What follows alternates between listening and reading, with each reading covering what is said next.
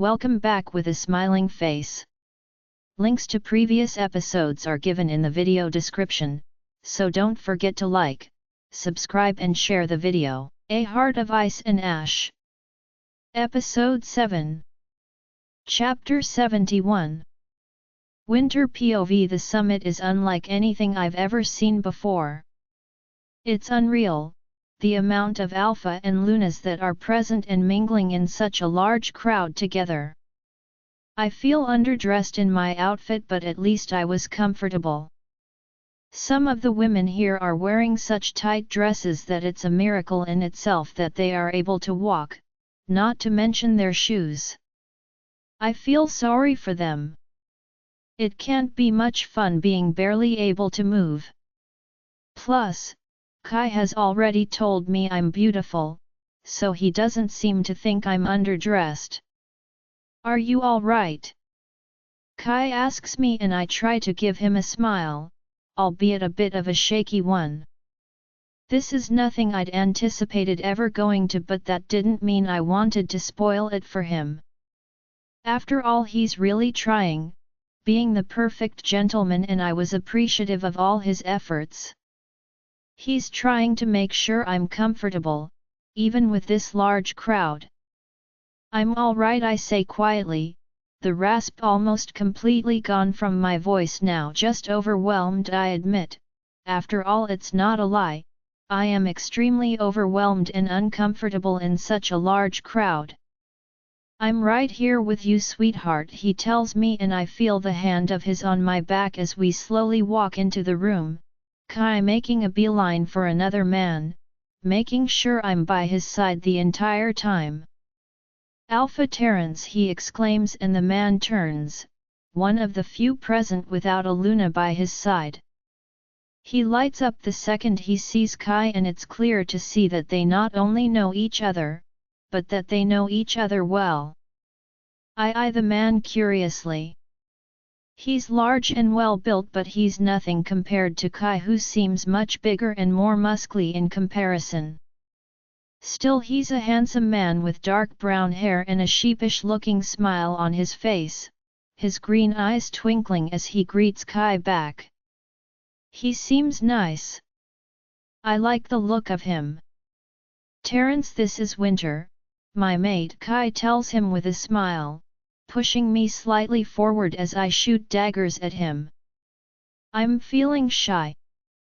It's a pleasure to meet you, Alpha Terrence, I manage to croak out, and the other Alpha smiles and shakes my hand eagerly. I never thought I'd see the day you actually accepted a mate, you old dog, laughed Terrence. I approve though. Winter, you're a very beautiful woman, he compliments me, and I nearly glow at his compliments, while Kai looks slightly disgruntled. Ha! Serves him right for putting me on the spot like that. How do you two know each other? I ask in curiosity. Terrence went to school with me, Kai explains. We were friends and have tried to keep up with each other since. We don't catch up as much as we'd both like to though. Being alphas of our packs, keep us both busy regretfully. This was news to me, but welcome. At least I now know that Kai does have friends and isn't as much the loner as I initially thought he was. Plus, this friend was lovely and definitely not female, which made me feel even better. For some reason, I had thought there would be loads of women hitting on him, and even now I'm keeping a wary eye out. God, I'm a jealous little thing, I think to myself. Cool it down, Winter, Kai's marked, you remember. But I can't help comparing myself to some of the women here and finding myself lacking in some way. I really need to work on my confidence. Sabriel's already scolding me inside my head. I need to be more like her, I think with a chuckle. Nothing gets Sabriel down. She's got killer confidence in spades. Then the music starts and Terrence gives me a glance while Kai stiffens. I know my mate's not much of a dancer, but I'm itching to dance to the slow music. It's easy to dance to. May I have this dance? Terence asks me and Kai gives me a small nod, letting me know it's okay. I would love to, I answer, and he sweeps me onto the dance floor, holding me close, his hand on my waist and the other one holding my hand.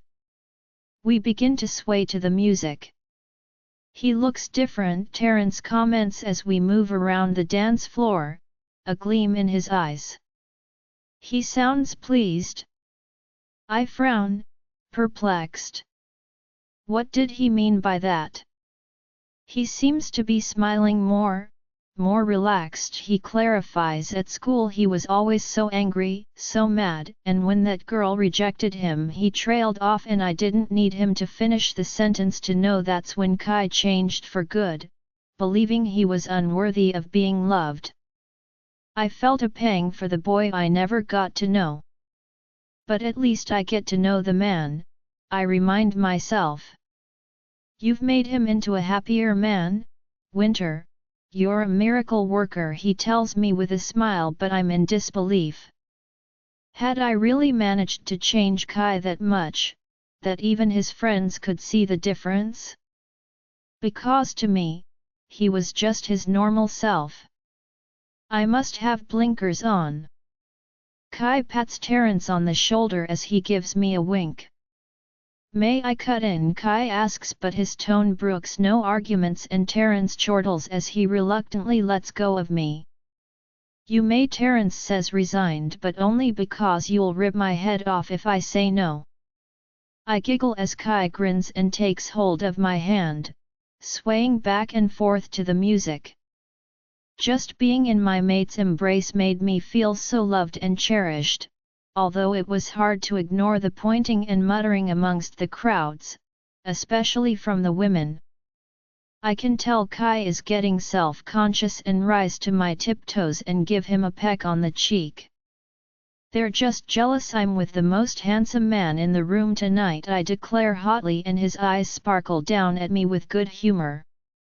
You are you? He growls, and I nod my head emphatically, my eyes smiling up into his. He twirls me around as I give a small shriek. He laughs and I adore the sound of it. He's having such a great time, and if I'm honest with myself, I am too. The music stops and I look over at the refreshments. How about I fetch us some drinks? Kai offers, pointing to a table, where I'm relieved to see Terence is sitting and chatting to another person. That's our table, he tells me, and I nod, slowly walking towards it while Kai heads in the opposite direction. Terence is giving me a welcoming smile. I grin. Looks like I get to know Kai's friend a little better. Someone stumbles into me, and almost causes me to fall as I turn around in annoyance. A well-built man, dressed in a suit and with his hair slicked back like some sort of mafia man, glares down at me before his expression changes to one that instantly chills my blood and causes me to stiffen. I've seen that look before and I hate it. Well, aren't you a pretty little thing? He drawls, and I feel bile rise up my throat as I smell the scent of alcohol on his breath. His words are slurred and he's weaving slightly. Great, the last thing I need is a drunken alpha to contend with. What is it with these men thinking they're God's gifts to us women? Why can't they just get a goddamn clue? Besides, can't he tell I'm here with someone? Wanker. Let's go back to my room and have some fun, he slurs, and I shake my head, even as his eyes turn pitch black.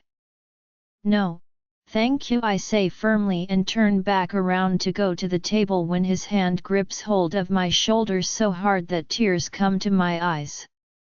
Can he not see that I'm marked and claimed? Or is he so arrogant that he doesn't care?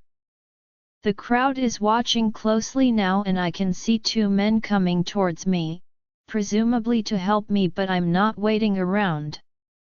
I'm sick of people thinking they can have whatever they want by using force. I don't care that he's an alpha or that he has authority. In fact, I'm so angry that my whole body is shaking now as I turn and face him again. I'm ready to rip his head off, with my bare hands. Let go of me, I say between gritted teeth, and his smile grows wider. God, come with me, he repeats, and that's it. I raise my hand and slap him across the face, the sound loud and sickening as the crowd falls silent. Even the alpha looks shocked for a moment as he finally lets go and clutches his cheek.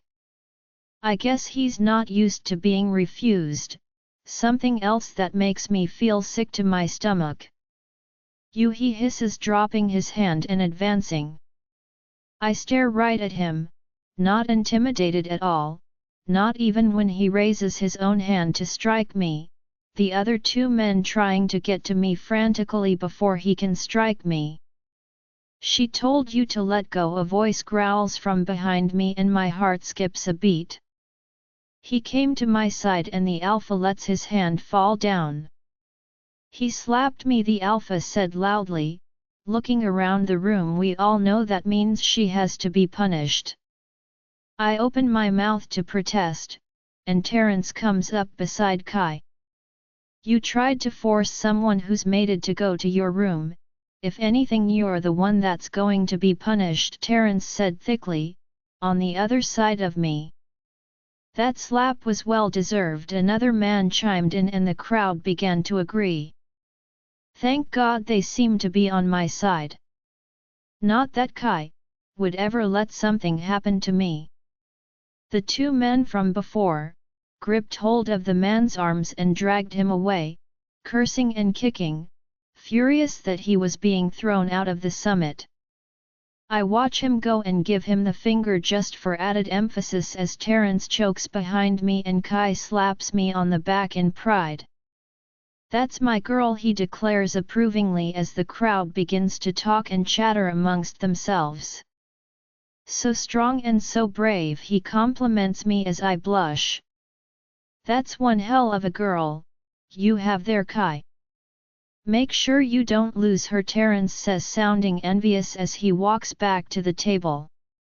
Don't I know it, he murmurs in my ears. I have the woman of my dreams, he declares, taking hold of my hand and tugging me towards the table, and damned if I let anything else happen to her tonight. Not when there's still plenty of fun to be had, he tells me with a wink, and I relax, grateful that he doesn't want to leave just yet. I still want to dance and there's plenty of people to meet. Not only that, but both of us are staying in a hotel room and I wasn't quite sure where the night might lead to. But I knew that there was a decision I was going to have to make, and it was going to involve complete trust in Kai. The question was, would Kai show me that trust, or would I be disappointed in him and myself again? Kai POV, the summit seems to be going really well and I'm careful to keep Winter by my side as long as I can. Except for that one incident involving that drunken and alpha trying to force Winter to go with him, the night has run quite smoothly and Winter in particular seems to be having a wonderful time. I'm glad for that, at least. I would have hated it if she was miserable being here, because that was not my intention at all, bringing her here. She seems to be really fitting in, doesn't she, Kai? She doesn't look out of place at all. I guess so, Storm. Did you ever think that you would fall so hard for your real mate? I told you, all you had to do was give her a chance. Yeah, rub it in, why don't you? Well, if you hadn't been so stubborn, you. Storm, you're pushing the friendship line. Fine, but you should know that there's someone here that you definitely didn't want to have to see again. Disgusting piece of trash that she is. I hope she dies of food poisoning or someone kills her for being mouthy. Ugh. I feel the need to take a shower and get clean. Who on earth are you talking about, Storm? I trail off as the familiar scent of perfume hits me, stiffening as I grab hold of Winter instinctively. Well, this was just great. So much for having a good night. This was more than bound to ruin it. Who had brought her along to this summit? Unless she had suddenly found her mate, but I highly doubt that. This was the last thing I needed to deal with right now. All my plans for a wonderful evening are going up in smoke right in front of my eyes. Alpha Kai, comes her voice, sickeningly sweet, and I close my eyes, take a deep breath and turn with Winter still clutching my hand, a forced smile on my own face. Two can play at that game. I can pretend she's not bothering me. How hard can it be? She looks just the same, clad in a bright red dress, so tight it pulls along her chest and shows off her impressive cleavage, killer heels to match. She's dressed to the nines, and it's a far cry from Winter's own outfit that she'd worn for comfort. She's also clinging onto Alpha Liam's arm hard, her eyes narrowed and calculated as she stares at me and glares hard at Winter. I glare back at her, holding tightly to Winter's hand in a possessive manner that leaves no confusion. Not to mention the mark on Winter's neck that shows she's been claimed by me. "Hello, Candice," I say between gritted teeth. Now I know why I haven't seen her around the pack lately. She must have left and gone traveling, and Langdon wouldn't have cared enough to inform me about it. She looks way too relaxed next to Alpha Liam, whose eyes are hard. I've never liked the man, and the feeling is mutual considering how hard he's glaring at me. "Hello," Winter says in a subdued tone, and I watch Candice gasp, surprised that my mate is now able to speak. Clearly she hadn't been anticipating that at all. I fight the urge to smirk at her, pulling Winter tighter and tucking her under my shoulder, in a blatant and possessive move that Candice understands, her anger showing on her face. I resist the urge to flick my finger at her. Winter just looks annoyed. "Winter," she coos, "how lovely to meet you again." Winter stiffens next to me and then raises her head and stares challengingly at Candice. "Really," Winter says icily, "because I have to say that it's not really a pleasure to see you again at all," she says with a sugary sweet tone as I blink and almost jump in celebration. So Winter's not going to fake niceties, good for her. Candice is taken aback, I can't help noticing with amusement.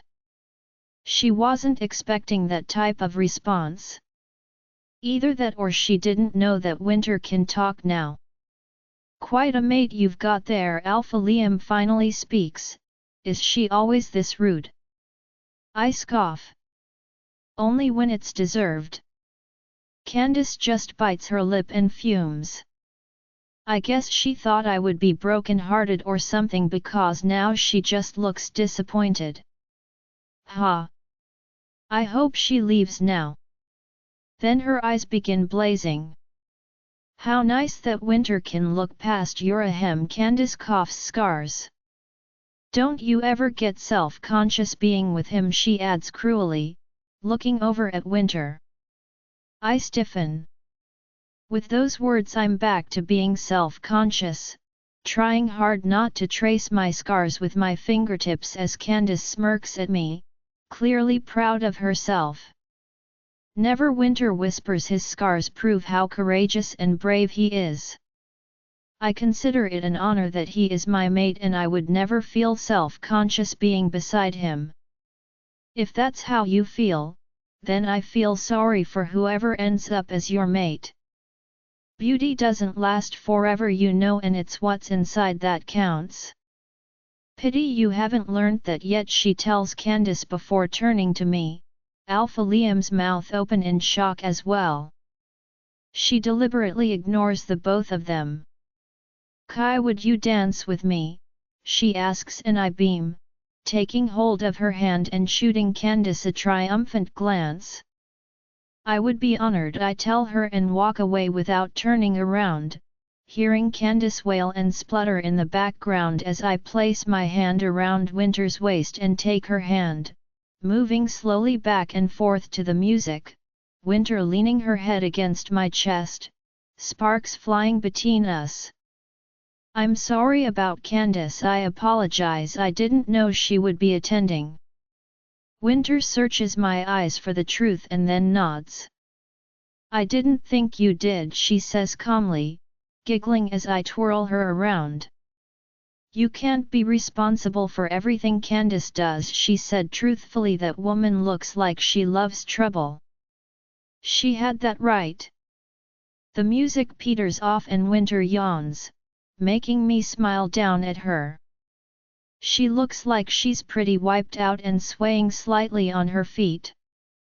The poor thing must be exhausted and too afraid to say anything. If I'm honest with myself, I'm pretty wiped out too. Candice had managed to ruin the night for me, and probably for Winter as well. I sigh.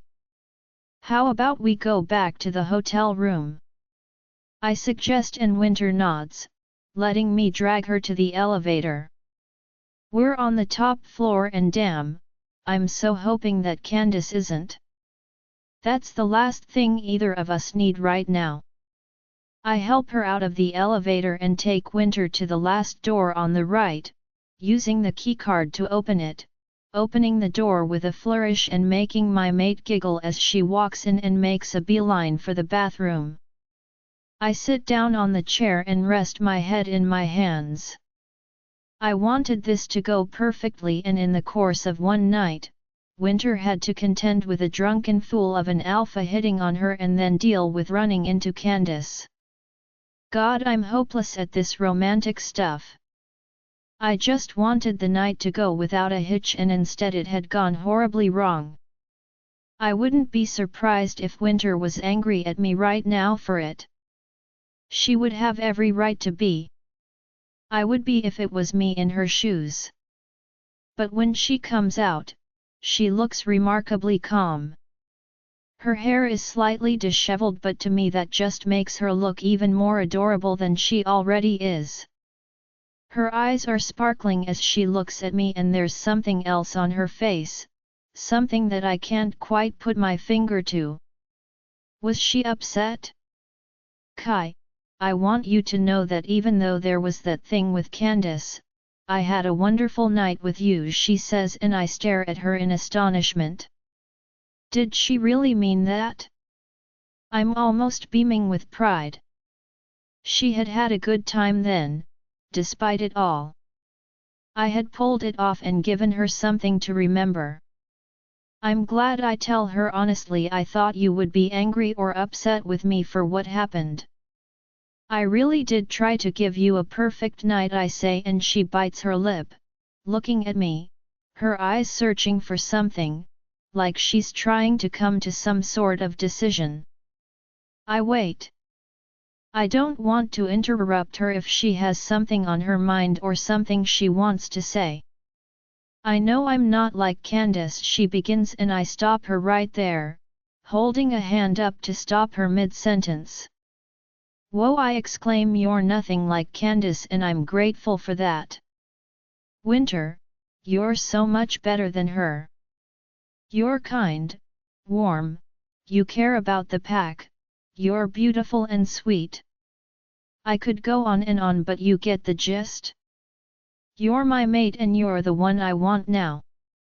Please don't think that I'm comparing you to Candice, because I can tell you, she'd come off the loser.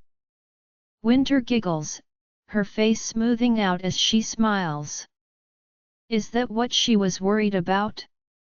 That I was somehow comparing her to Candice and finding her lacking? There was no way I would ever do that to her. Not in a million years. Now I feel like a right foolish. How long has Winter possibly been feeling this way, and why haven't I picked up on it? I guess we should get ready for bed, I say reluctantly, even though I'm looking forward to going to sleep cuddling Winter. Storm is the same. As long as we get to hold her, the other thing can wait until she's ready. We won't pressure her into doing anything she doesn't want to do. Especially after having gone through such a traumatic experience with Thomas. The last thing I want to do is cause her to remember things she doesn't want to. Winter bites her lip though and eyes me shyly. Is something wrong, Winter? She shakes her head and sits down on the edge of the bed as I stand up. She's avoiding my eyes now and I swear she's blushing. Something is on her mind. I want you to make love to me, she mutters, and my heart skips a beat. Did I really hear that right? Had she really just said those words to me? She looks nervous and I have to clarify. You want me to make love to you, I say, and she nods. I hesitate. I don't think she's ready, but I can't deny my thoughts of taking her. If you don't want me, Winter mutters, and I kneel beside her, looking deeply into her eyes. Winter, it's not that I don't want you, but are you really ready for this? I don't mind waiting if that's what you need. Don't pressure yourself into something that you don't want. It has to be your decision. She takes a deep breath and stares back, her eyes mesmerizing me. I want this, Kai, I want you, she pleads, and I'm helpless to resist her plea, even as I shrug out of my jacket. If that's what you want, I growl in my throat, then your wish is my command, I finish, my eyes turning pitch black in response.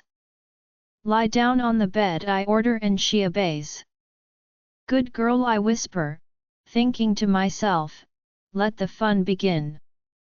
Winter POV. Kai looks so handsome as we go upstairs to our hotel room. He's been chivalrous the entire night, and I know the whole debacle with Candice isn't his fault. No one could have anticipated her being there. I hadn't even given a thought to that woman since she'd been broken up with by Kai. She was like a thorn in the side though, and I would have to keep a careful eye on her. I don't trust her as far as I could throw her. She's up to something, I can sense it. She's out for blood, but she's not getting mine. I refuse to let her intimidate me either. Kai made his choice, and that choice was to be with me. Candice was going to have to accept that. I bite my lip. I've been thinking about this all night and I can't hold back anymore. My body is thrumming with desire and my whole body is trembling, but this is what I want. Now, right here in this hotel room. I speak quietly, Kai, will you make love to me? And watch his eyes darken. Of course the stubborn jackass has to confirm what he's heard for himself, but when he orders me onto the bed, I give a small smile. Something tells me he's been waiting for this and I really didn't need to ask. But he was being a gentleman, waiting until I was ready instead of trying to pressure me. I'm incredibly nervous, but he comes over and kisses me, softly, his lips touching mine, his tongue tracing my lips until I open them. I give a low moan. I've never felt this way before and it's making me nervous but curious at the same time. Kai, I moan, and he's staring at me with a wide smile on his face, like he likes it. I've never felt this good before. I'm helpless to do anything but feel the pleasure, and he knows it. God, Kai, I'm moaning out loud and getting louder the more the pleasure rises.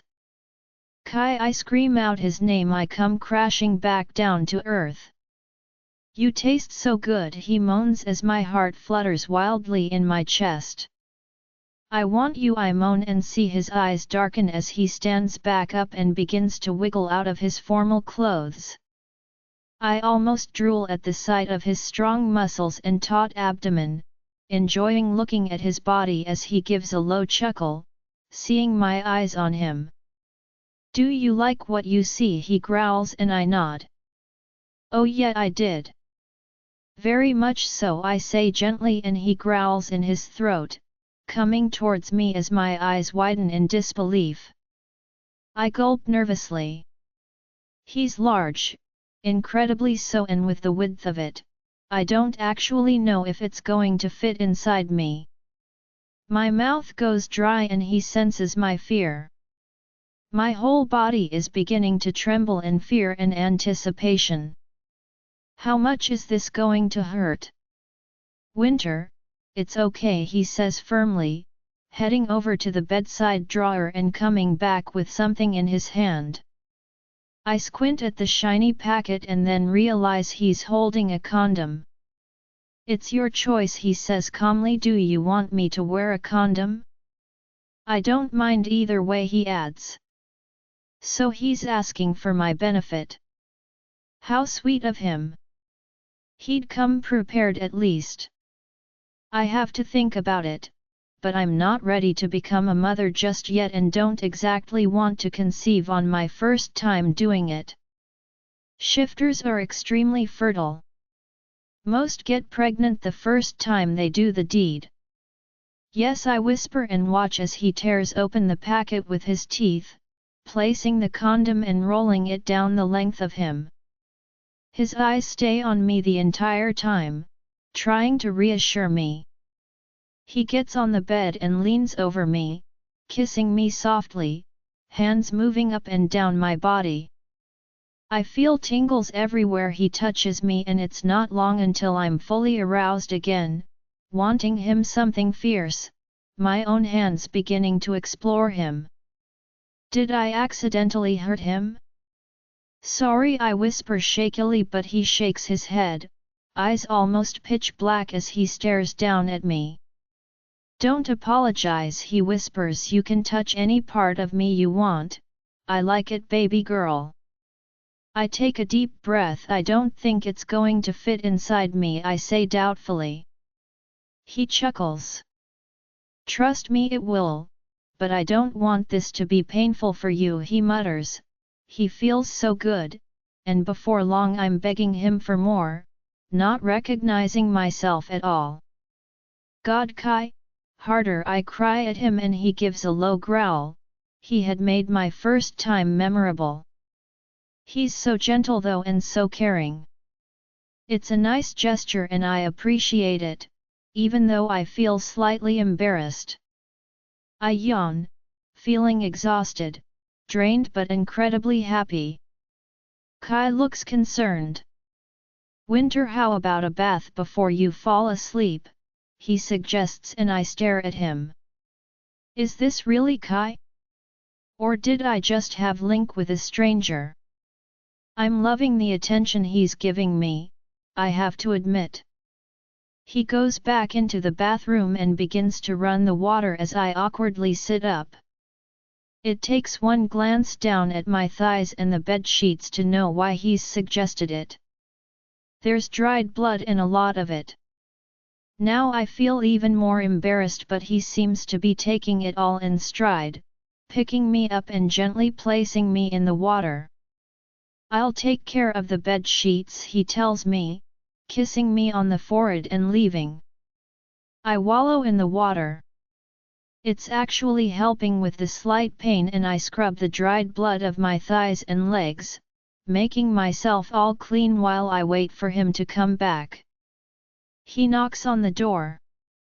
"Come in," I say tiredly, and he brings in a large fluffy towel, draping it over me as I climb, reluctantly, out of the bath. But if I stay any longer, I'm going to fall asleep. That's how relaxing being in the bath was. We walk back into the bedroom and I see the sheets have been changed, Kai almost shoving me into bed, taking the towel off and placing bed covers over me as he gets in the other side. My eyelids are drooping. God, I'm exhausted, but I still smile to myself. Tonight was perfect. Kai was perfect. I couldn't have asked for anything better when it came to my first time. My eyelids flutter closed as Kai gathers me in his arms, snuggling against me, his head tucked into my shoulder as I begin to fall asleep.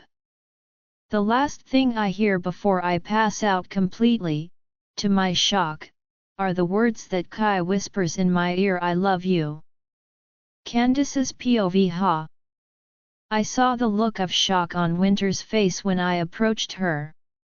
She went so pale, like she was going to be sick or something, and Alpha Kai. Well, if looks could kill, I would be dead right now. I feel so satisfied even as I fake a moan, like I'm actually enjoying what I'm doing right now, when all I can think about is having my revenge. Wiping the smile off of her's face. My hands clench into fists. God, I hate her. She's reduced me to taking desperate measures. She's such a plain little thing, that's what I don't understand. What on earth does Kai see in her?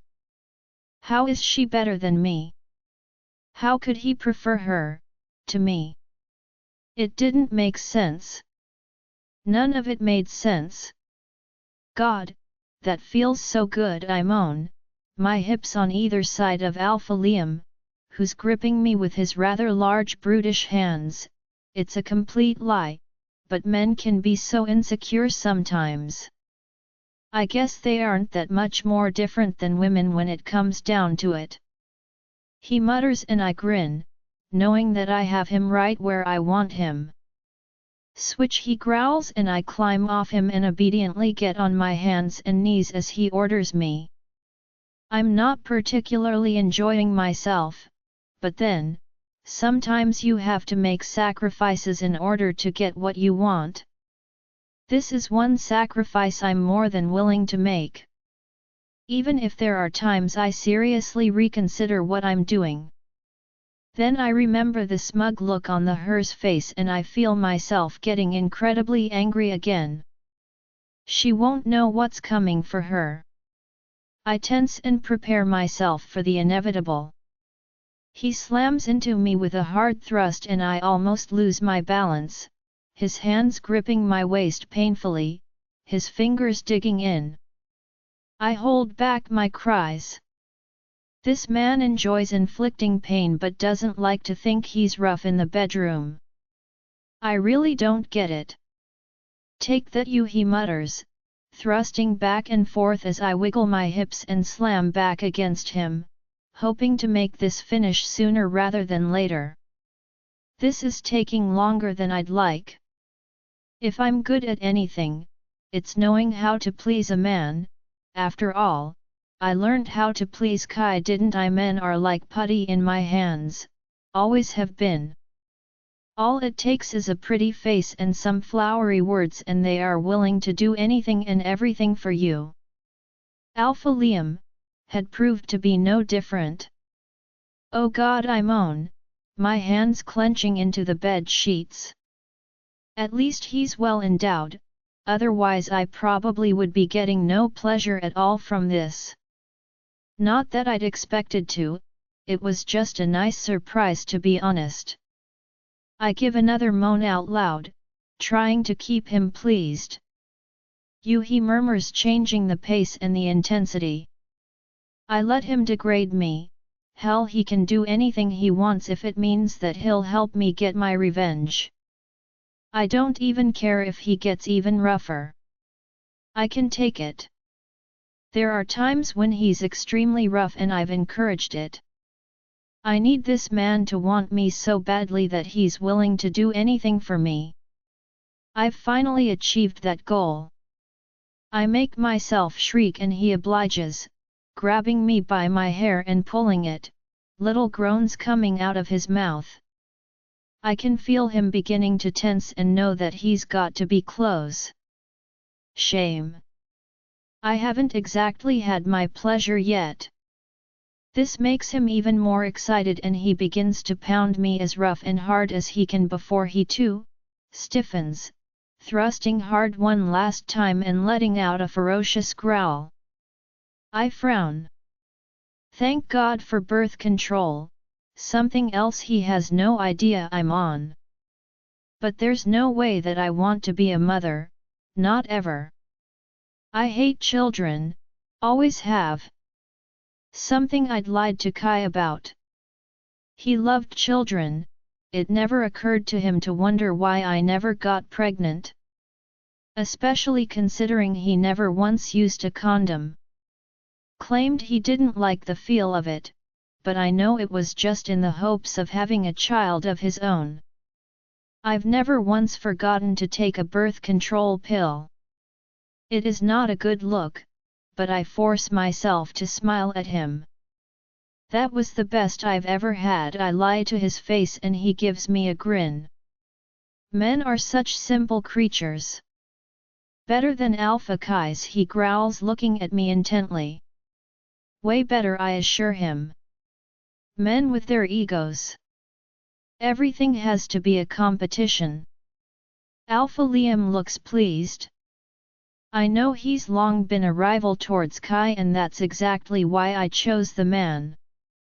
All I had to do was flatter him and let slip that I was his ex-girlfriend, and Alpha Liam had been all too willing to take me along to the summit as his date and rub it in Kai's face.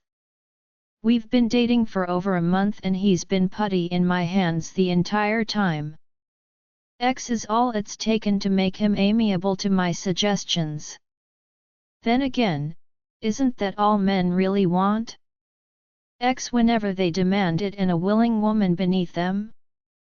He sure hadn't wanted a proper girlfriend.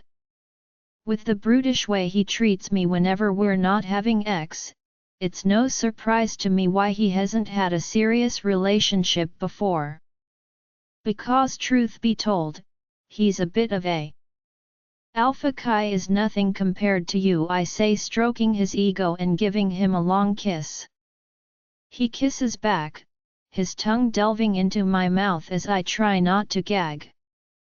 God, I can't stand him, let alone his tongue, lips, or any part of him, if I'm particularly honest with myself. But my desire for revenge is what keeps me going.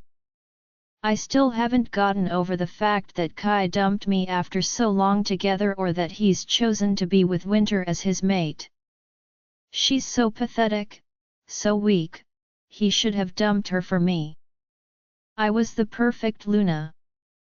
I was the one who broke up with men, not the other way around. Without me, Kai would be nothing, not even close to the alpha he was. He should be thanking me for building him up so much. For being able to look past those hideous scars enough to even have with him. I know plenty of other girls have rejected his advances because of them. That's one of the reasons why I approached him in the first place. Because I figured he would make me Luna in appreciation of being with him. But he hadn't, and now he had to pay for mistreating me, and for picking that pathetic Winter. That girl Winter, Liam says casually as I throw him a scorching glance. She's the one you told me about, isn't she? The one you want revenge on? Yes, I say heatedly. She deliberately broke up Alpha Kai and me by lying to the pack. She's not even his real mate, I say with a growl. She tricked him into marking her. I was in love with him, and she ruined it. She's nothing but a home wrecker, I say, laying it on thick. I even blink back tears from my eyes, fake ones of course. It's all a lie, but men hear what they want to hear. This man is no different. They are so oblivious to my lies, but then again, I am one hell of an actress. Perhaps I should have been one as my career. His loss is my gain, growls Alpha Liam, and I give him a cuddle, frowning over his shoulder. Yes, I say sweetly, but I still want my revenge on that girl for ruining my life, I add, and he frowns. He looks uncertain, and I know I'm going to have to push him to do what I want. He'll come around, even if I have to perform certain favors on the alpha to get what I want. I understand that, he says grimly. I've always hated Kai. He always comes across as so arrogant, it makes me want to strangle him with my bare hands. It's like he thinks he's better than me, he huffs. I know, I murmur. He's taking revenge. We're hitting him where it will hurt the most. You get your revenge on him, and I get mine, I add. I like the sound of that, Liam says with a wicked grin, picking me up as I give a shriek and walking to the bathroom. He starts the shower and places me down, joining me inside. I almost want to roll my eyes. Of course he wants more. How could I have thought he was finished? The man was insatiable. Like a teenager with a constant hard-on. With the energy of one as well. I sigh. I guess I'm going to have to do some more acting. He places me leaning against the tiles, my back towards him, and I roll my eyes. Christ! How much more could he possibly want? Not that Liam notices. If anything, he just thrusts inside of me even harder. That man Liam pants between thrusts is going to get what he deserves. I promised you, didn't I? He mutters, and I tip my head back, the water rushing over me. I clench my walls and hear him give a growl, smiling in satisfaction. This will be over soon. Good. When will you take care of it? I whisper, meeting his thrusts, rolling my hips backwards as I keep up with his hurried pace.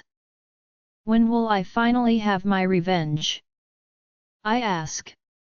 Soon, he growls. Soon, my love, and that girl will never do anything more to you ever again, he promises. I lean my head against the tiles and let him take me, my thoughts on Winter and what I know will happen to her soon. I can't wait to break Kai's heart the same way he's broken mine. To see the tears stream down his face and the grief as he deals with the death of his mate. I can't wait to see the devastation I unleash on my ex-boyfriend. The worst thing is, he'll never even know it was me. I and Liam had taken care of that and made sure I had an alibi. Adios, Winter, I think wickedly. You're about to get everything you deserve, and I'm going to have a front row seat to what happens to you. Kai POV. I can't believe that Winter gave me the most precious gift she had to give me last night. She was so willing, so perfect, and the trust she showed in me is absolutely humbling. If she hadn't been a virgin, I might have tried to persuade her to do it more than once. As it was, I was worried that she might have nightmares or bad memories because of Thomas, but she slept soundly next to me, snuggled right beside me as I watched her, fascinated and just in awe of this mate of mine. It's like I've done a complete turnaround, but it's one that's for the better. There's no way I can bring myself to hurt Winter. I don't want to see sadness or grief on her face anymore, only happiness. I don't want to be the one who makes her cry, not anymore. I'm careful to climb out of the bed. She's still sleeping and I don't want to disturb her after last night. I shower quickly, deciding that going downstairs to the summit would be the best thing while Winter gets a much-needed rest. However, I scribble her a quick note, not wanting her to think I have abandoned her. I hesitate, wondering if maybe she would prefer to be woken up, but she had so little sleep last night that in the end I leave her be and head out the door and downstairs to the meeting room where no doubt other alphas and Lunas are milling about. Who knows how long it will be until she wakes up. She really needed her rest after what we did last night. She could meet me later. My beautiful Winter/mate, last night was wonderful and I'm honored by the precious gift you bestowed on me. I will never take it for granted. I didn't want to disturb you while you are sleeping. I figured you needed your rest. I will be in the meeting room when you are ready to join me. Take your time, there's no rush. Love, your mate Kai. However, I've no sooner gotten into the meeting room, my stomach growling with hunger, the buffet table directly in my sights, when Candice stops me in my tracks. I look for Alpha Liam, rather hoping he would put a stop to this, but there's no sign of him, to my disgust. The last thing I want to do is force myself to talk to him. My hands clench into fists. Storm wants to rip her into shreds, no matter how many witnesses there are. I have to force my wolf, and myself, to calm down. She bats her eyelashes at me. As usual, she's dressed in a skin-tight dress that molds to her curves and shows off her assets. Her makeup is perfect and her heels clack loudly on the floor. To me she resembles a Barbie doll, and I don't find the look attractive at all. Winter very rarely puts makeup on, and I find I much prefer her natural beauty instead. She's beautiful without it, perfect in fact. I stand still, resigned, wondering what Candice wants now, of all things. Wasn't she dating Alpha Liam? Shouldn't he be glued to her side? Couldn't she just stay with him and leave me alone? She puts a hand on my arm and I flinch, carefully removing it as she pouts at me, her eyes feigning hurt. I almost want to scoff at her pathetic acting.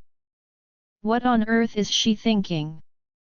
She knows how much I despise her, so what is she playing at? Kai, she breathes, there's really no need for you to act this way towards me. We were boyfriend and girlfriend for a long time, don't you think you could at least be civil towards me? I didn't mean what I said to you, I was just hurt by your rejection of me, she added as I stare at her incredulously. She's lying. I can tell. Besides, screw her. The last thing I want to be is civil to her. Is she for real? Does she really want me to pretend that the insults she threw at me were just because I was breaking up with her? Because there had been an element of truth in them. What on earth is she playing at? What's with all this false pretense of hers?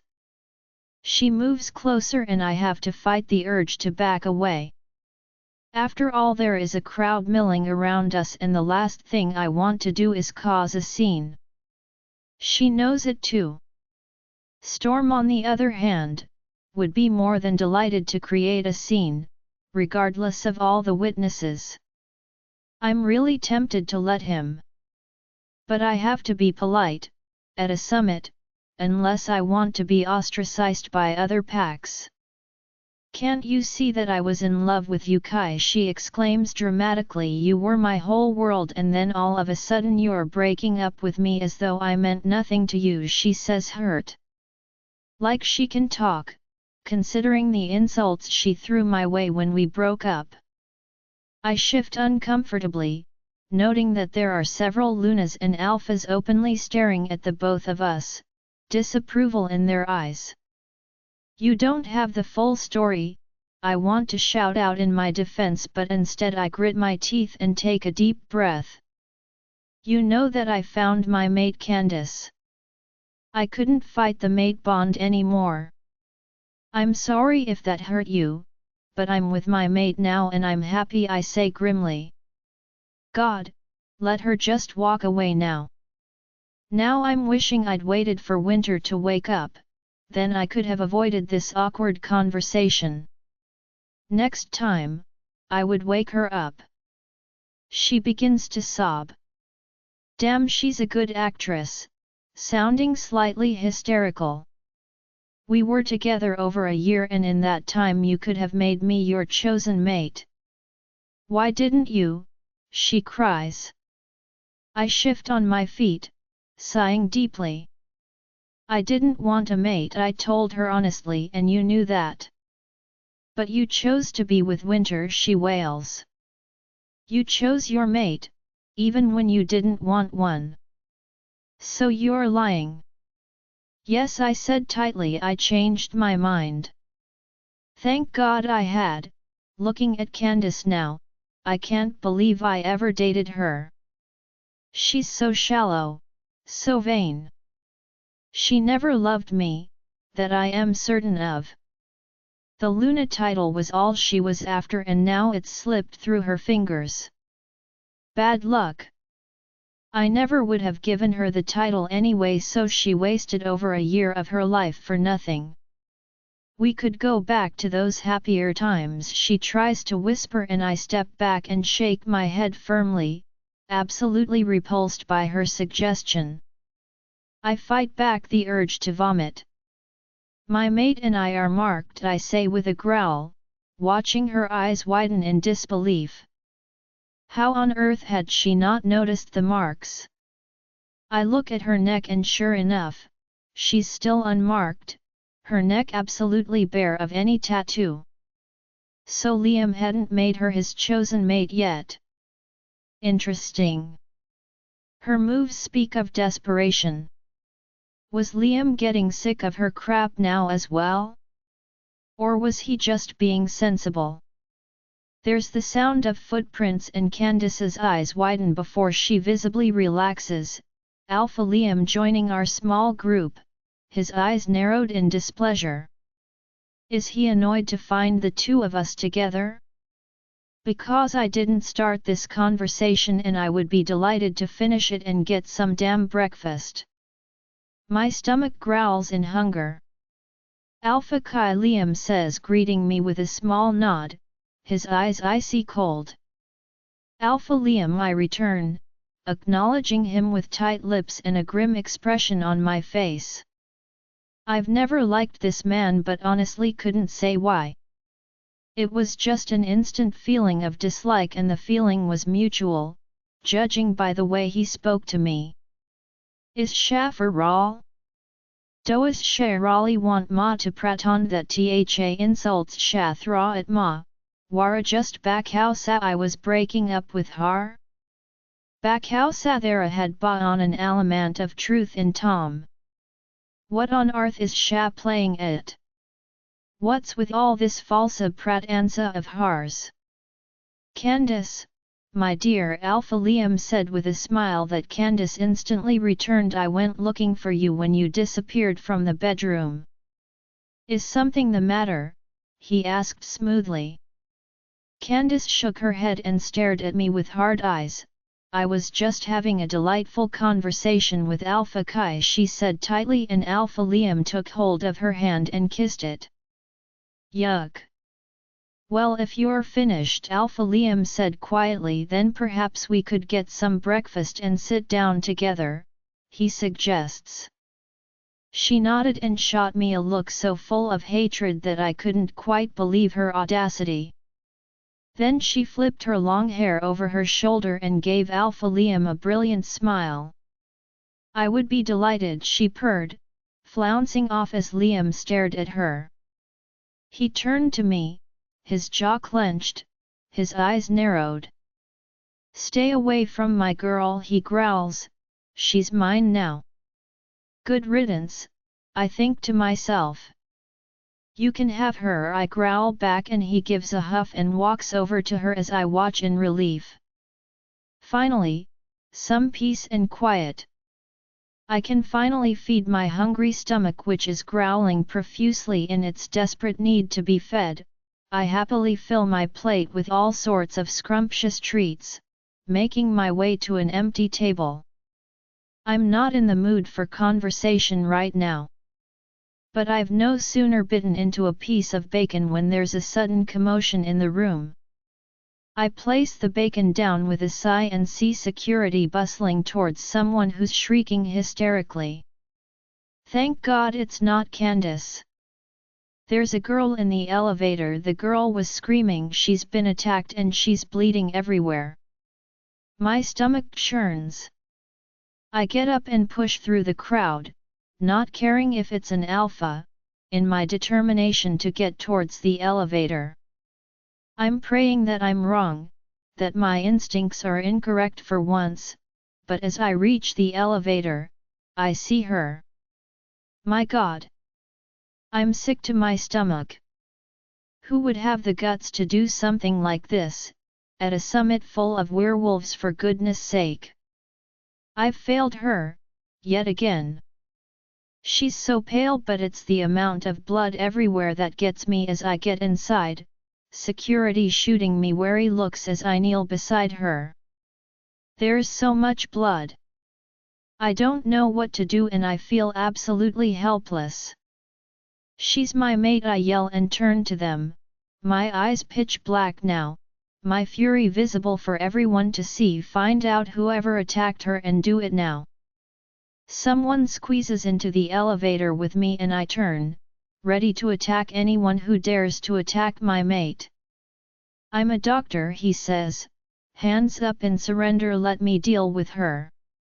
Please, he adds softly, and I grudgingly let him kneel beside her, checking her vitals. My eyes scan the crowds. Whoever has done this to my mate, would be answering to me, whether the security team liked it or not.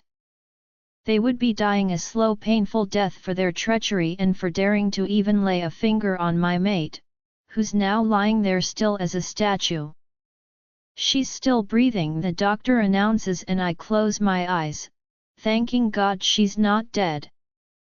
Without a word, the crowd disperses to leave me and the doctor alone, the security team swarming away on a desperate manhunt.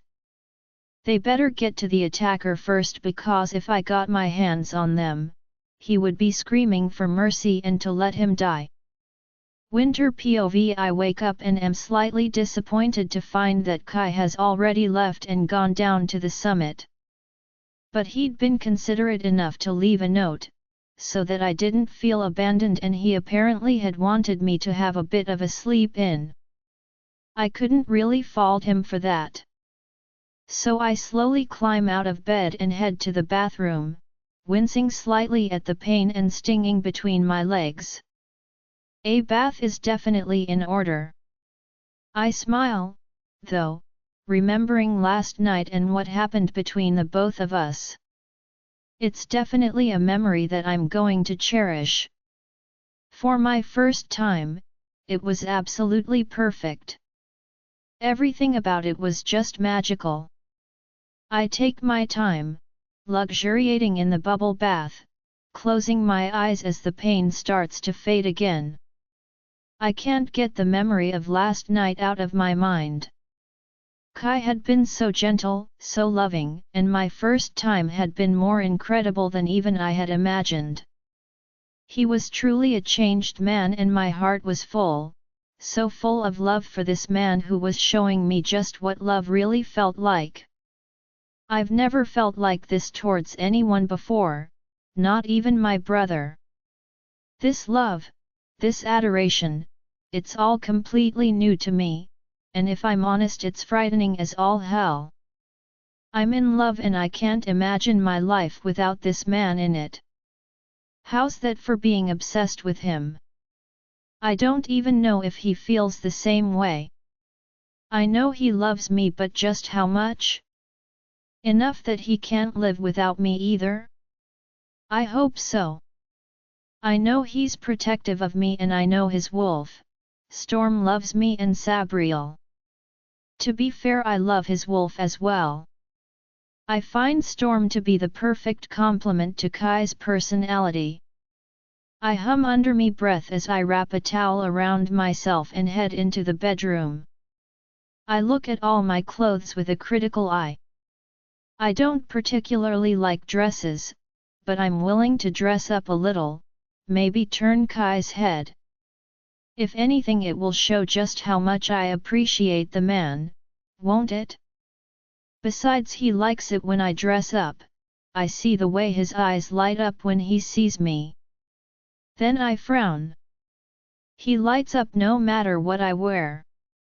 So I guess it's really entirely up to me what I want to wear today. Something that's nice, I decide, without being overkill. I want to at least be able to walk around and maybe even dance with Kai again. I dress in another skirt and dressy blouse, my leather jacket of course on top. I love this leather jacket, there's nothing it doesn't go with. I finish up with a pair of dressy heels, ones that are short enough I won't embarrass myself by tripping over them. Wouldn't that be something for everyone to see? I definitely cringe at the thought of humiliating myself in front of such a large crowd of both alphas and lunas. Not to mention Kai. I shudder. I head down to the elevator. It seems lazy, but the last thing I want to do is go down a bunch of stairs, especially considering we're on the top floor. Plus, there's the whole heels thing. It would be dangerous, I think to myself, to take the stairs in this beautiful shoes. The elevator is empty, except for one person, a young girl who's right in the back corner, keeping to herself. She's wearing a hoodie so I can't fully see her face, and sweatpants. She mustn't be part of the summit then, but she smells like a shifter to me. I shrug. It's none of my business. I'm not about to judge her on what she's wearing, even if it does surprise me somewhat. Maybe she's an Omega that was brought here to help serve the guests? But then wouldn't she be wearing a uniform? Good morning, I greet her cheerfully as I step inside, but she stares at me rather coldly and stays silent. Geez, what's up her butt, I think to myself, slightly disgruntled now, as I press the button for the ground floor. I was only trying to be friendly, for heaven's sake. I guess not everyone is in a good mood today. The elevator gives a lurch and I grip the railing. Man, I hate these things. I hate small spaces in general, to be fair, anything that seems like a confined space. Always have. The woman remains quiet and I dismiss her, staring ahead when she suddenly moves. Even then, I foolishly just look ahead, assuming she's making her way to the door for when it opens. There's nothing about her that screams dangerous, and that proves to be my downfall. Instead, I feel something pierce the flesh in my shoulder and I cry out, my skin bubbling and burning. The woman reaches over and presses the emergency stop button as she pulls the silver dagger out and I hiss, my eyes wide. This is a trap. This is an ambush, but why me? This doesn't make any sense. I've never seen this woman before in my life. Which can only mean that someone was paying her to do this to me. I bet it's Candice. My hands clench into fists even though I'm extremely unsteady on my feet. Damn the silver. It's so potent and dangerous for werewolves. Why are you doing this? I wheeze, but the woman says nothing. Her eyes just narrow as she stares at me calmly. I can't shift, I realize, when I frantically try. In fact, I can't even hear Sabriel. There's something dripping from the end of the dagger and the woman gives me a cold smile. Wolfsbane, I breathe out in disgust. You laced the dagger with wolfsbane. No wonder I can't hear Sabriel or mind link, I realize, which means that I can't mind link Kai for help. I'm on my own. The woman lunges towards me and I sidestep just in time, restyling with her for the knife. She kicks me in my midsection and I double over, screaming as the dagger is stabbed in my side and pulled back out. God, it hurts. The pain is excruciating and it's spreading throughout my entire body. Not only that, but blood is welling up from my wounds and dripping onto the floor. I'm not going down without a fight though. I won't give her the satisfaction of watching me give up. Besides, I have a hell of a lot to live for, including Kai. She is going to have to work at it. The next time she rushes me, I slam my fist against her face, hard, hitting her directly on the nose as she howls. Take that, you, I think with a scowl. I kick her while she's clutching her face, but she doesn't let go of the dagger and drags it down my leg as she falls. God, that hurts. I fall to the ground, clutching my leg, watching as she gets back up. There's nothing but coldness in her eyes and determination etched on her face. I feel helpless, but I stand, putting my weight on the other foot. All I can think about is Kai. I don't want to die, especially not when my mate is finally showing me just how much he loves me. I'm not ready to leave this world just yet, and I'll be damned if I let this woman get the best of me. I don't even know why she's attacking, but some part of me knows instinctively that someone's put her up to it. Someone whose name is probably Candice.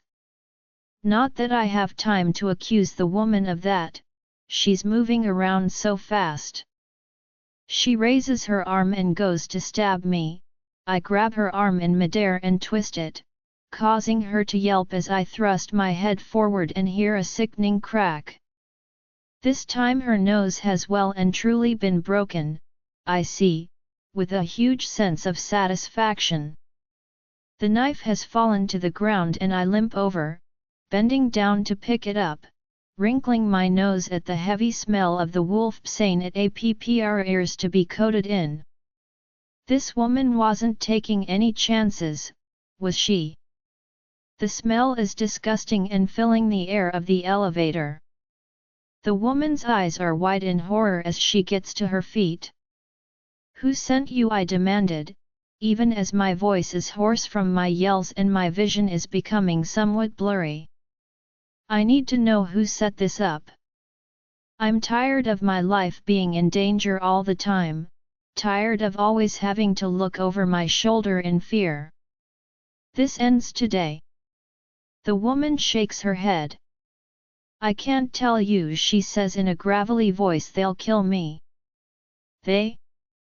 It was more than one person who wanted me dead? Are you freaking kidding me? So much for thinking it was just Candice. Who else have I managed to piss off?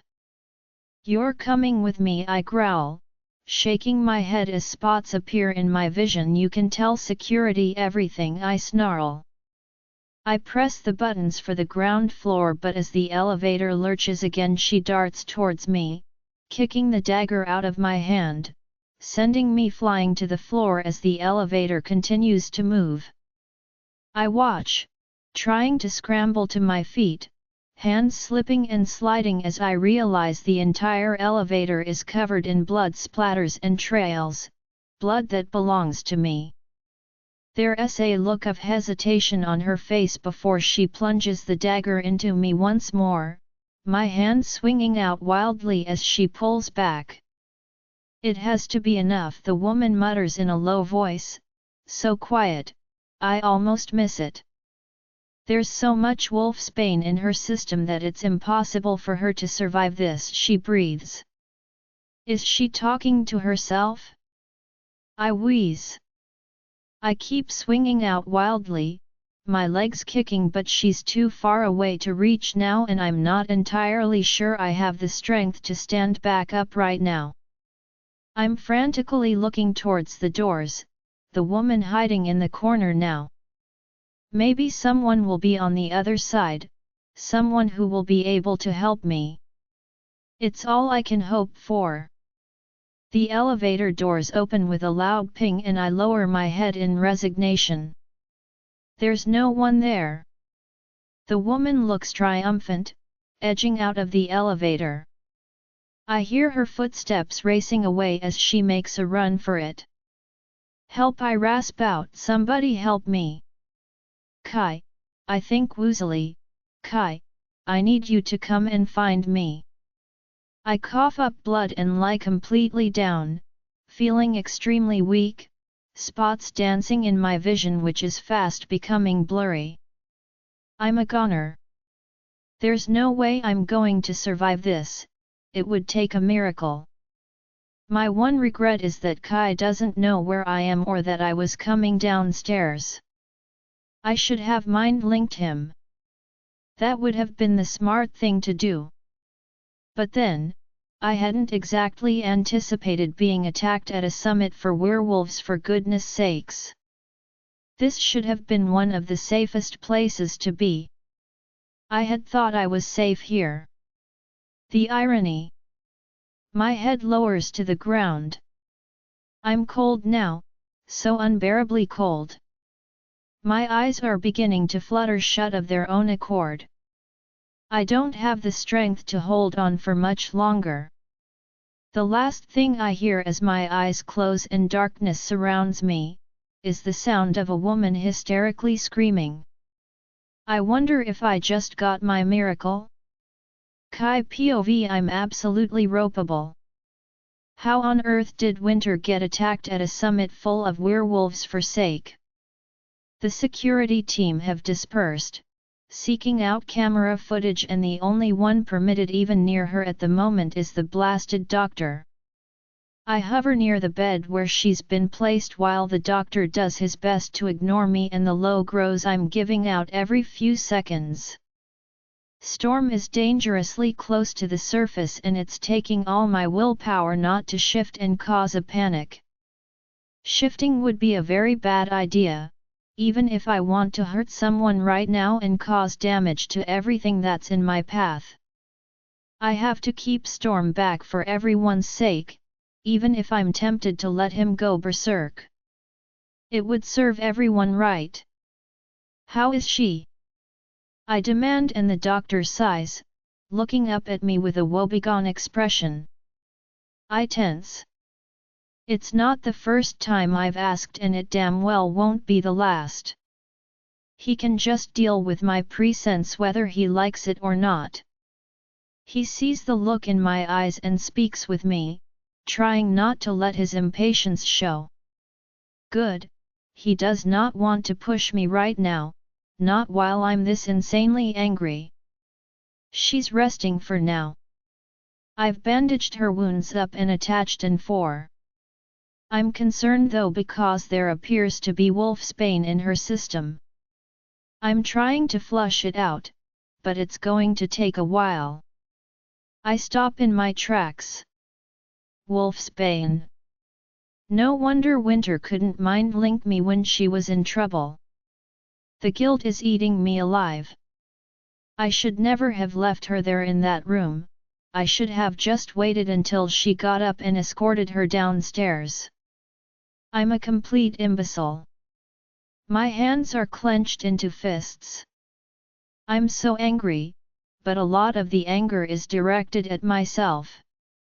There's a knock on the door and the security team come hustling in, one of them, presumably the head honcho, so to speak, comes forward to speak to me.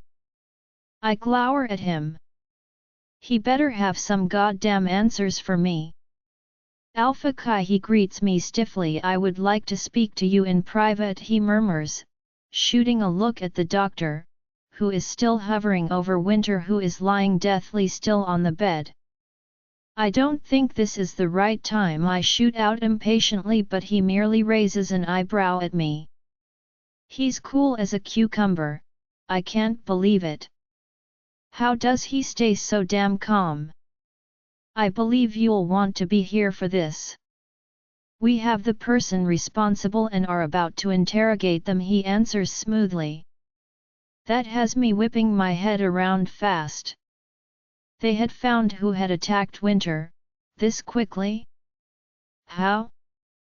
Good job, I think, impressed despite myself. Where did you find them? I growl. She was trying to escape through a loading dock. One of my security officers thought that her being there was unusual, even though she'd dressed in a uniform she probably stole from somewhere. It was lucky he stopped her and restrained her, otherwise she would be long gone and we'd never have caught her. So it was a she, I thought to myself. Interesting. I looked the security officer direct in the eyes, liking that he didn't look away. Take me to this interrogation, I order, and he nods, motioning for me to follow him. I hesitate in the doorway. The doctor gives me a knowing look. Nothing is to happen to her, I growl, and he gives a small nod. 2 of my men will stay back to make sure nothing more will happen to your mate, the leader promises, and I have to content myself with that, as we walk downstairs to an office which he pushes open. I'm in shock as I gaze down at a young girl. She looks more like a teenager. She's clearly a shifter though, because I can sense her wolf, but she looks so young and so innocent. Not to mention I've never seen her before in my life, and I'm willing to lay bets that Winter hasn't ever seen this girl before. Well, not until this morning anyway. I wrinkle my nose. There's the smell of blood all over the girl, the metallic scent, and my eyes widen in anger as I step inside the office, the leader of the security team directly behind me. As he closes and locks the door, I glare down at the girl. I can smell my mate's blood all over her, and Storm is going nuts, ready to tear this girl to shreds. I have to put a mind block up, preventing him from taking control. He's not pleased with me. She's been restrained with silver cuffs to the table and looks miserable. She's pale, ashen. Her lip is quivering. I feel no satisfaction in this. Something seems wrong about this entire scenario. Still, I advance on her. She's been restrained with silver cuffs to the table and looks miserable. She's pale, ashen. Her lip is quivering.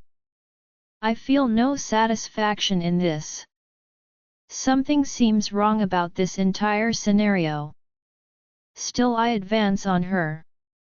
Why did you try to kill my mate? I thunder, and she flinches, biting her lip but refusing to speak. God help me for what I'm about to do. I grab hold of her head and smack it into the table. She hits the corner and begins to bleed. I harden my heart. She's attacked my mate, I'm not about to feel sorry for her. You attacked my mate, I repeated, and she still says nothing, but I can see her whole body is trembling as she sits in the chair, unable to move away due to her retrains which are burning her skin. I glance over at the security guy who's standing there with his arms folded. Finally, I catch a glance at his name badge. It reads Teddy. It's almost enough to make me smile. Imaging a big hulking guy with a name like Teddy. The irony. He seems unfazed by the violence I'm exhibiting towards his prisoner. You might as well talk, Teddy says casually, walking over to the table. I hadn't even stopped to notice the knife that was in a white transparent bag. We found the knife and the victim's scent is all over you. There's no way you're getting out of here alive, he said, and even I flinch. It might seem a little harsh, but it was a violent attack and Winter could have died. Still might because of this girl. If I'm going to die, then what's the point of talking, the girl says harshly, and I'm taken aback. So she does have a voice after all. Listen, I say, slamming my hands on the table so hard that it makes her jump. I've never seen you before, and neither has my mate. That in itself is suspicious. What reason could you possibly have for the attack? My mate's never done a thing to you. At least I'm reasonably sure of that. Somehow I can't picture Winter having done anything bad towards anybody, let alone hurt another human being. It's not in her nature. The girl looks away. She looks like she's about to cry now. I narrow my eyes at her. Something's off. You don't attack someone and then cry about it. At least not that I've ever seen anyway. I can't talk, she finally says, not looking at me or Teddy, who now looks extremely interested. Why not, I demand heatedly. Did someone put you up to this? We can't help you, if you won't even help yourself, I add with a low growl. Nailed it. The second I asked if someone put her up to it, she went paler than a ghost. A dead giveaway. I'm going to die anyway, you just said it, the girl said dully.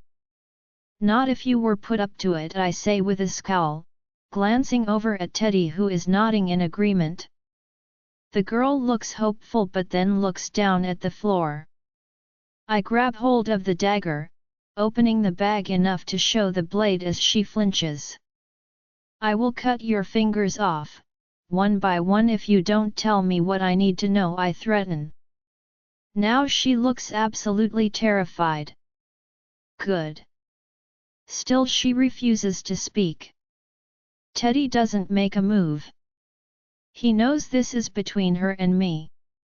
I force her hand down on the table as she wriggles and squirms. I spread her fingers out and line up the knife. This is going to hurt, but she needs to start talking. I force her hand down on the table as she wriggles and squirms.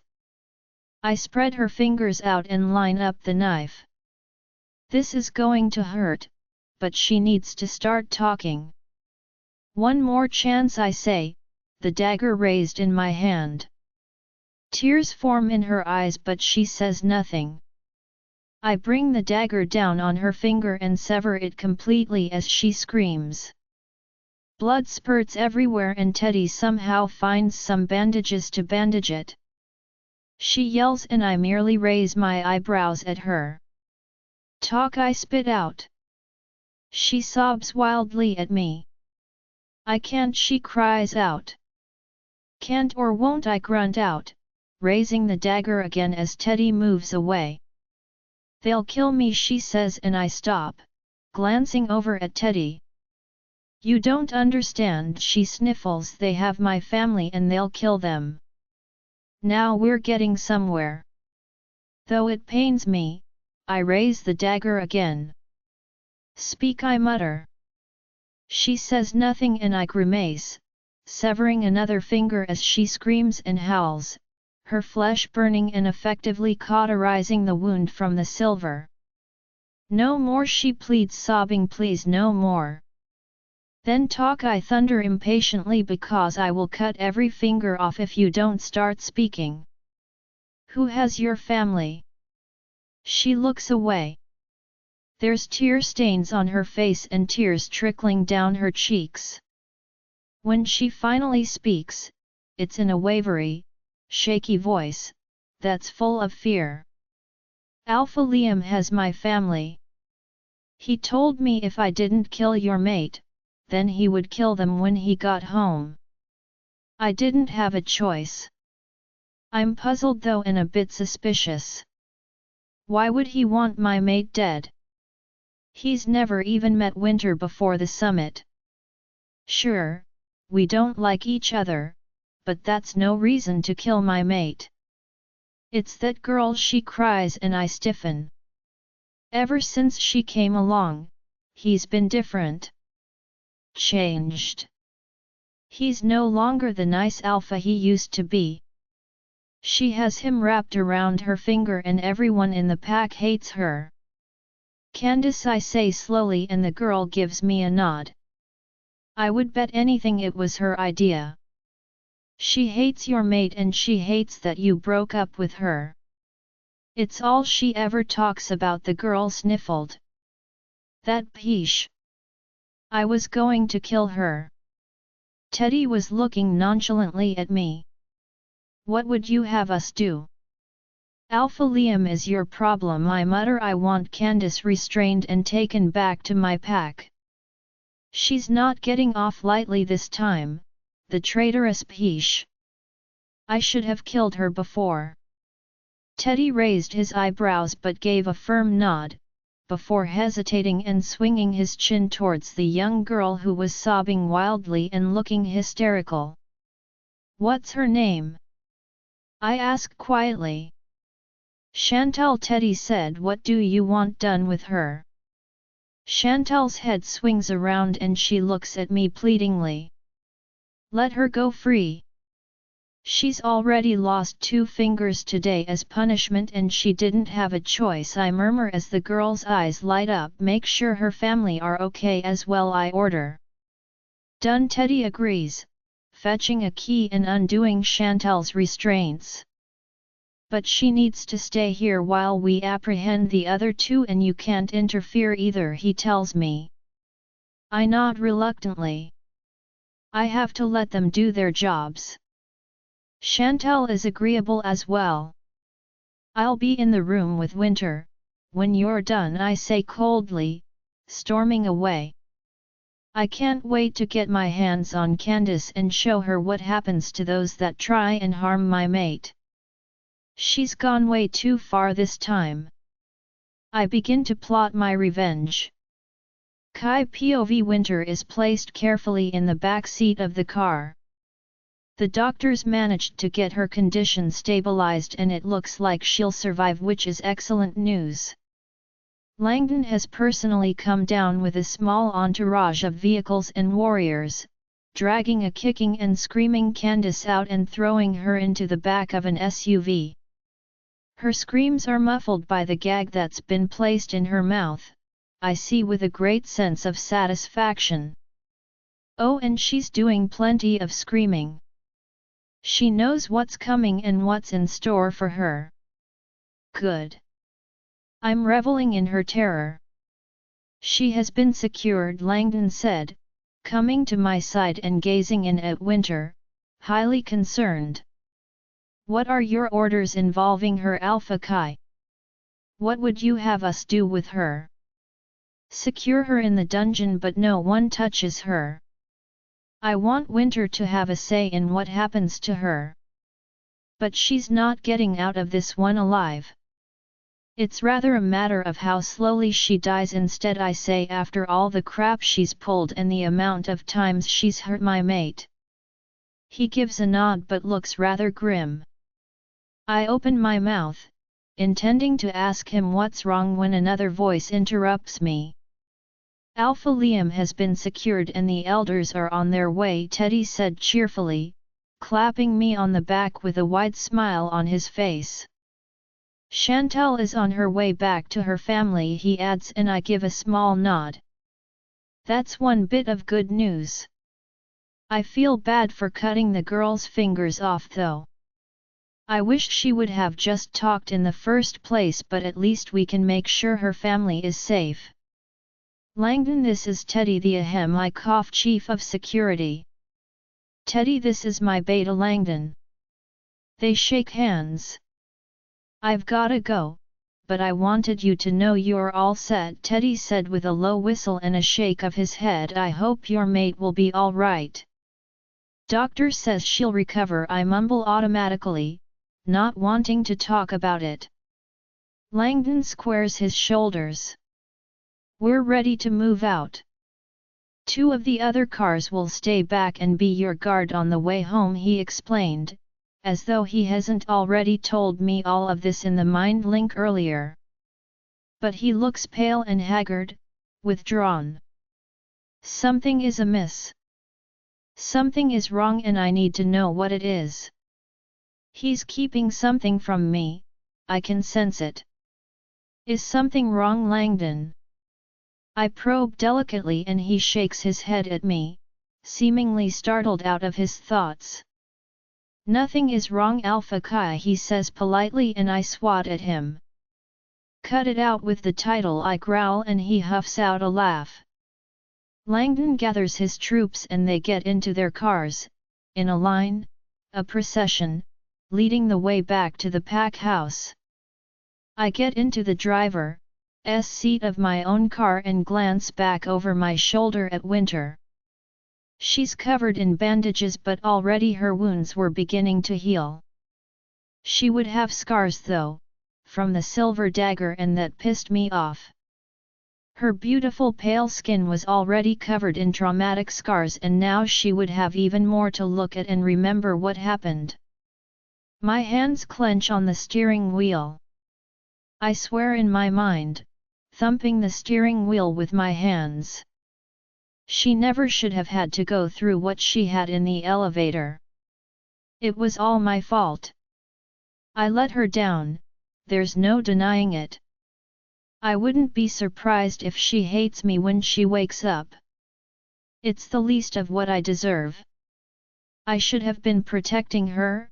Heck, if I'd been by her side, she probably never would have even been attacked in the first place. Candice was going beyond obsessive, and I hated the fact she was still ruining our lives and our chance at happiness. She was going to pay, but it would never be enough to undo the hurt and all the damage that she has caused. Why hadn't I seen just how crazy and obsessive Candice was? Why hadn't I seen her as a threat? The signs were all there, I had just been completely oblivious.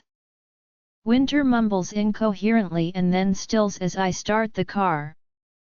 I've got her tucked in and belted up, but I'm still not going to take any chances on accidentally jostling her if I can help it. We could have stayed another night, but Winter's attack had effectively broken up the all-important summit, and I didn't trust that Candice and Alpha Liam didn't have a plan B of some description. She was safer at home, with me and the pack. At least, that's what I'm hoping. I'm starting to doubt my ability to keep her safe at all, considering I was failing miserably at it. Winter mumbles incoherently and then stills as I start the car. I've got her tucked in and belted up, but I'm still not going to take any chances on accidentally jostling her if I can help it. We could have stayed another night, but Winter's attack had effectively broken up the all-important summit, and I didn't trust that Candice and Alpha Liam didn't have a plan B of some description. She was safer at home, with me and the pack. At least, that's what I'm hoping. I'm starting to doubt my ability to keep her safe at all, considering I was failing miserably at it. I pull out, watching in the rearview mirror as the two cars follow behind me, as Langdon promised me they would. I don't need the guard, but I guess for Winter's sake that it was good I aced to it. It's cold, slightly chilly. Is Winter cold? Maybe I should stop and pile more blankets on top of her? I hesitate, but then turn the heater on in the car. It would have to suffice, the trip is only a few hours, she would be all right. At least she won't freeze to death in that time. Plus my heater is quite strong, and before I know it, the car is toasty warm. We finally make it back to the pack house, and I park the car at the front of the pack house in relief. God, we've made it. My fingers are numb from clutching the steering wheel so hard with my fingers, and my shoulder hurts from constantly looking over my shoulder to make sure that Winter is all right. But I can't help myself. Storm also feels the desperate need to continually check up on her and make sure she's doing all right. Both of us are feeling overprotective towards her right now. Langdon greets me before I can gather up Winter, who's sleeping peacefully, her soft snores reassuring to hear. Clearly the drive hadn't caused any more damage to her body. Thank God. I give a small smile. The fact she's sleeping so peacefully despite being in a car is very reassuring to me. Everything has been carried out. Candice is in the dungeon, awaiting your arrival, he tells me, and I give a wicked grin. I had gone easy on her the last time, because of all our history together, but this time it wasn't going to be anywhere near as soft or held back. She stays there. I want Winter to have a say in whatever happens I order, reaching out and stroking Winter's hair, pulling a stray strand of hair back from her face. She looks so vulnerable, so innocent. My guilt is overwhelming me and it's killing me on the inside. That's been arranged, Langdon says briefly and then hesitates, something flashing across his eyes. Just as quickly it was gone and I blinked my own in confusion. I knew something was going on with him. Alpha Chi. I have a request that I would like to ask of you, Langdon says with a quietness that makes me stiffen. Never once has Langdon ever asked me for a favor. Not for himself, not for anyone. So this had to be important for him to even bring it up. I straighten. Winter's still snoring in the background, but I'm not walking away from this car. I fold my arms and give him a stern look as he looks away sheepishly. Whatever this request was, it better be good. Ask me and I will tell you if I'm able to grant it, I challenge, watching as he takes a nervous gulp and then a big breath. He looks pale, ashen, and I realize that he's worried about telling me whatever it is. I only ask that I not be involved with torturing Candice, he says, and my mouth drops open in shock. I only ask that I not be involved with torturing Candice, he says, and my mouth drops open in shock. Was he really asking me such a thing? Not once had Langdon ever balked at torturing prisoners, not even female ones, who deserved it. Why was he suddenly avoiding my gaze and looking off into the distance? What made Candice so different to the others he'd helped me with in the dungeon? I'm tempted to shout at him for an explanation, but one glance at Winter has me gritting my teeth and clenching my hands into fists instead. Explain, why, I say tightly. He looks away, a flush rising up his neck as though he's deeply embarrassed. He's silent for so long that I'm pondering whether or not he's turned mute. I can't be involved in torturing my mate, he whispers, and I stare at him in utter shock. What did he mean by that? Candice had told me she'd never found her mate when we got together. Had she lied to my face? Oh God! My stomach churns. How had Langdon felt when he'd watched me be with her? It must have killed him, and he hadn't said a single thing. Candice is your mate, I say numbly. Was my mate, he says seriously. She rejected me the first chance she got. I wasn't far enough in the hierarchy for her, he added bitterly. She'd really done a number on him, as well as myself. Then why I start, and he interrupts. I just couldn't. I can stand by while she's being hurt, but I can't partake in it myself, he hisses, and I nod, my hands relaxing by my sides. Why didn't you tell me? I wanted you to be happy, and if Candice made you happy, then I wasn't going to ruin that, he said bluntly, even if I hated her guts for it. You deserved better, but you wouldn't listen, he points out. I might have listened better if he'd told me the truth, I think to myself a little grumpily. He didn't have to protect me, I'm not a damn child. I won't make you do it, I promise him, hurting when I see a look of relief in his eyes. I'd put him through the ringer and he was still loyal to me. It boggles my mind. Did you accept the rejection? I ask and give a hiss when he shook his head. I was too much of a coward, he mumbles, and I give a shudder. So every time we were together, I trail off. I felt it, he finished. God, I feel sick to my stomach. You might want to accept the rejection, Langdon, I tell him quietly, trying to persuade him, because she's going to die and that's the last thing you need to feel. I know, he says grimly. I'm going to, it's been more than enough time. I just can't torture her. I bend back down and undo all the restraints and seat belts off Winter, cradling her in my arms and slowly backing out of the car. Langdon's polite enough to shut the car door closed. I'm going to be inside with Winter until she wakes up. I tell Langdon staunchly we don't get disturbed unless it's an emergency and someone keeps an eye on Candice the entire time. Do you hear me? He nods.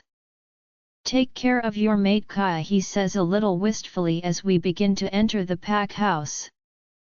Mates are precious, he finishes.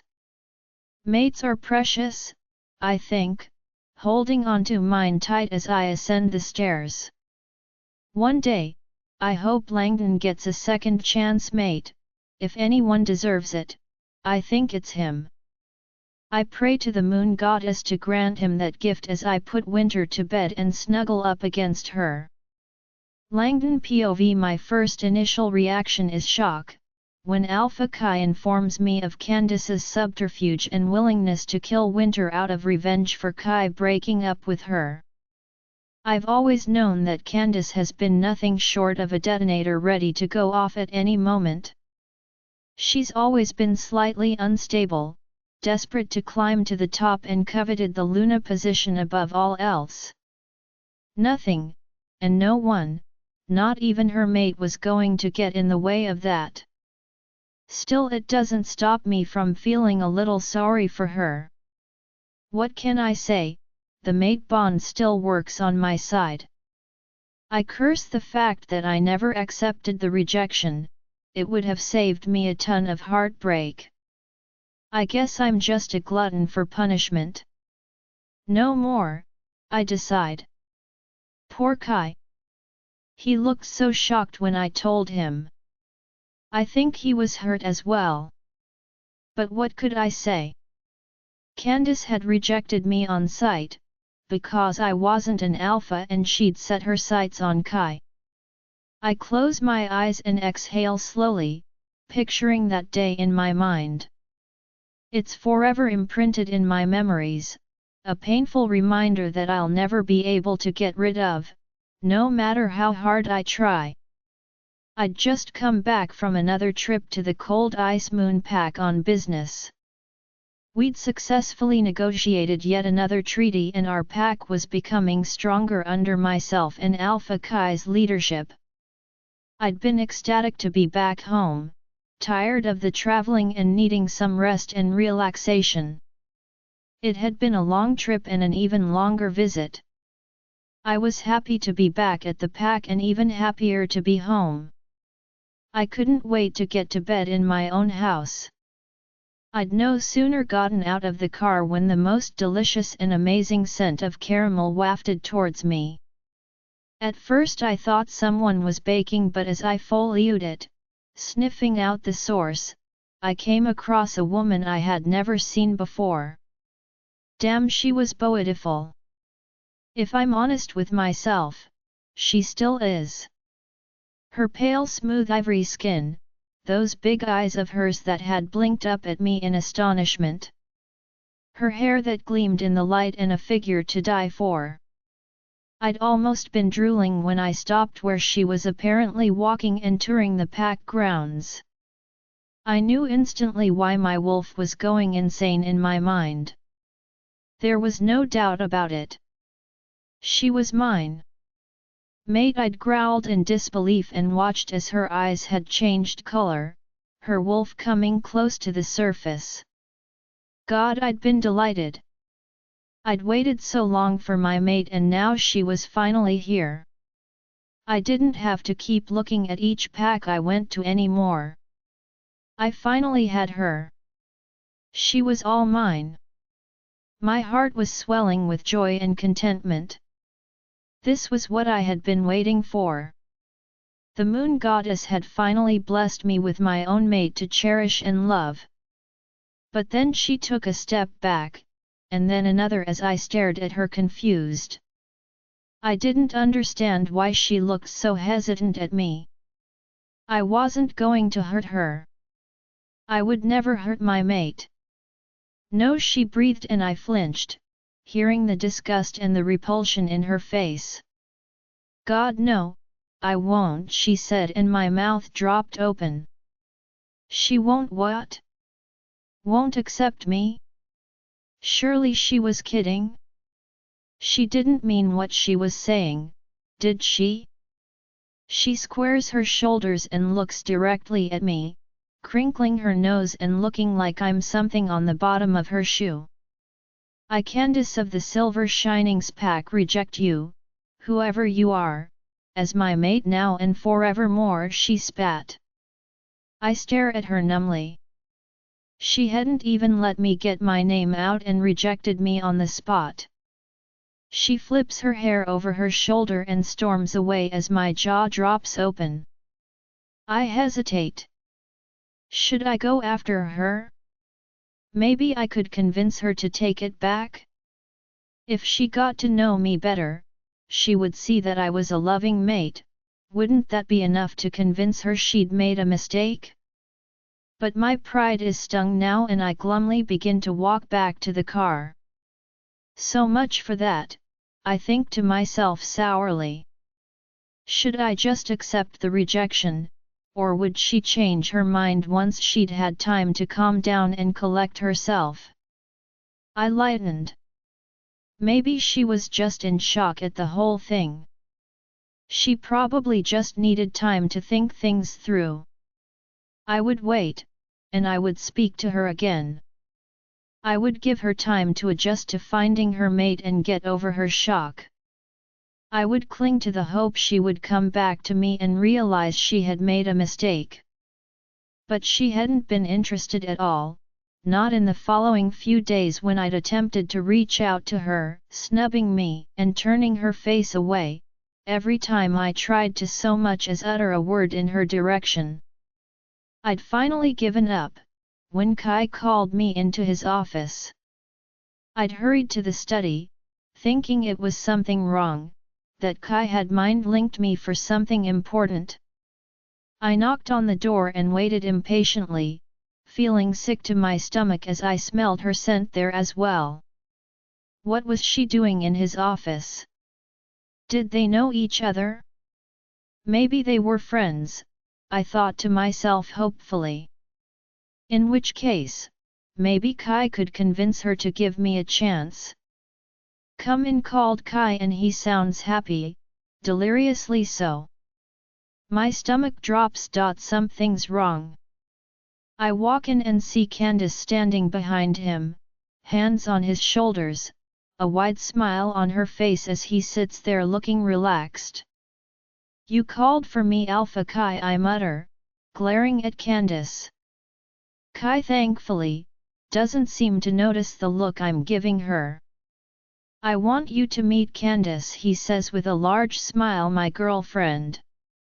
Candice, this is Langdon, the one I was telling you about. My best friend and my beta." I flinch. He has no idea how much he's just hurt me. So Kai knows nothing about us being mates then. I open my mouth to tell him but then pause. I can't tell my best friend that she's using him. Not now. Maybe later, when the flush of the new romance has worn off.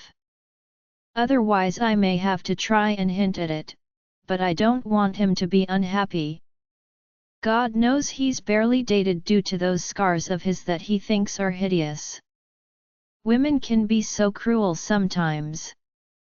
I have no doubt Candice is going after him due to an ulterior motive, but I doubt Kai is going to listen to me, and I'm too ashamed to tell him about my rejection.